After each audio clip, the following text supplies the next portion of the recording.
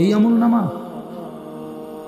তুমি না আমার শ্রেষ্ঠ উম্মত, আমি না শ্রেষ্ঠ নবী, তা আমি এই আমল নামা নিয়ে কেমনে মালিকরে দেখাবো? আমি কেমনে দেখাবো যে আল্লাহ আয় মাওলা এটা আমি শ্রেষ্ঠ নবীর শ্রেষ্ঠ উম্মতের আমল নামা, এটা কিভাবে দেখাবো? এই জন্য আমরা এই কিতাবে পড়ছি উর্দুতে যে নবী তখন বলবে, উম্মত তুমি আমার এত বড় বেইজ্জতি কেমনে করলা? আজ হাসরের ময়দানে তুমি আমার উঁচা মাথা ছোট করে দিলা উম্মত। আমি তো এমনটা আশা করি নাই, আমি তো এমনটা আশা করি নাই। আমি তো 23টা বছর কোনোদিন ঠিক মতো খাই নাই, ঘুমাই নাই। আমি তো 23টা বছর দুয়ারে দুয়ারে ঘুরছি, কभी আরশ पर कभी फरश पर, कभी उनके दर कभी दर बदर, गमे आशिकी तेरा शुक्रिया मैं कहाँ कहाँ से गुजर गया। কই থেকে কই ছুটছি, কখনো হাটে, কখনো ঘাটে, কখনো মাঠে, কখনো বাজারে, কখনো একজনকে, কখনো 10 জনকে ধাক্কা দিছে। উটের পোঁসা নারী বুড়ি আমার পিঠে চাপায় দিছে। আবু লাহাব আমারে গামছা দিয়া ধরে টাইনা কাবা ঘরের সীমানার থেকে টেনে বের করে দিছে। আবু জাহেল আমারে ধাক্কা দিতে দিতে খানায় কাবার সীমানার থেকে বের করে দিছে। আমি এত অপমান সইলাম, এত বেইজ্জতি সইলাম, আমি এত পাথরের আঘাত সইলাম, বিনিময় উম্মত তোদের কাছে আমার এই কলিজা ছেঁড়া রক্ত ভেজা দিন দিয়ে গেলাম, ইসলাম দিয়ে গেলাম, কোরআন দিয়ে গেলাম, সবকিছু এভাবে ছুঁড়ে ফেলে দিছ। আজ 30 বছরে যে নবীর কথা মনে পড়ে নাই, 60 বছর বয়স এখনো বিড়ি সিগারেট খান মিয়া, কেমনে নবীজির সামনে দাঁড়াইবেন? এই উম্মত, এই মুসলমান, আল্লাহর সাক্ষী রেখে আজকে রাতে ঘুমাইবার আগে একবার ভাইবেন, একবার ভাইবেন, একবার। 60 বছর বয়সেও বিড়ি সিগারেট ছাড়তে পারেন নাই, 60 বছর বয়সেও গালি দেওয়া বন্ধ করতে পারেন নাই, 60 বছর বয়সেও চা দোকানে নাচ গান বেড়ি দেখার অভ্যাস ছাড়তে পারেন নাই, 60 বছর বয়সেও সুদের টাকা নিচ্ছেন, কিস্তিতে টাকা নিতেছেন। আরে হারামখোর, কেমনে নবীর সামনে দাঁড়াইবা? কেমনে দাঁড়াইবা বাপ? ওই চাচা,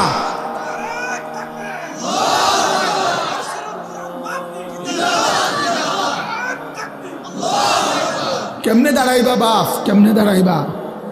চাচা কেমনে দাঁড়াইবেন? কি মনে করছেন সুপারিশ? হাসরের ময়দানে নবীর সুপারিশ কি মামুর বাড়ি নাকি? এটা সাহাবন মনে করছেন আপনি? হ্যাঁ, আপনি কি ভাবছেন এটা? আপনি বিড়ি খাইতে খাইতে বেহেশতে যাবেন গা? হ্যাঁ, আপনি সুদ খাইতে খাইতে বেহেশতে যাবেন গা? আপনি কিস্তি উড়াইতে উড়াইতে বেহেশতে যাবেন গা? খামখেয়ালি মনে করছেন এটা? আখেরাত খামখেয়ালি?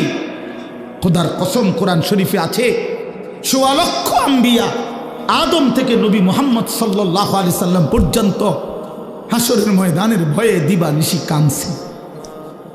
এমন কোন নবী নাই, এমন কোন নবী নাই হাসরের ময়দানে কাঁদছে, হাসরের ময়দানের ভয়ে কাঁদে নাই। এমন কোন সাহাবী নাই যারা হাসরের ময়দানের ভয়ে কাঁদে নাই।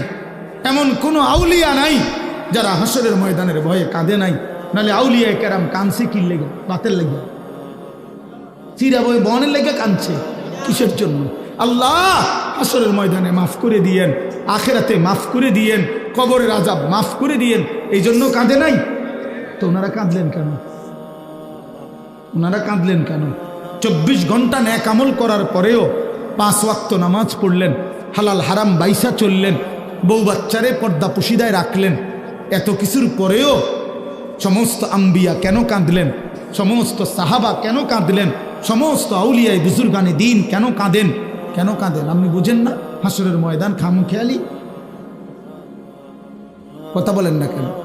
ওনারা কাঁদতে আমল করার পরে আর এবড়া সাদওয়ানে বইয়া বইয়া গপ মারে, এবড়া লম্বা লম্বা কথা কয় সাদওয়ানে, অমুকের ইমান নাই, তমুকের আকিদা বালা নাই, অমুকের। আরে বাপরে, সাদওয়ানে বইয়া বিড়ি খাইতে খাইতে কয় ভালো মানুষ তো নাই করতে না, না চাচা ভালো মানুষ থাকবো করতে। ভালো মানুষের শেষ ব্যক্তি তো আমনি, পৃথিবীর সর্বশেষ ভালো ব্যক্তি তো আমনি।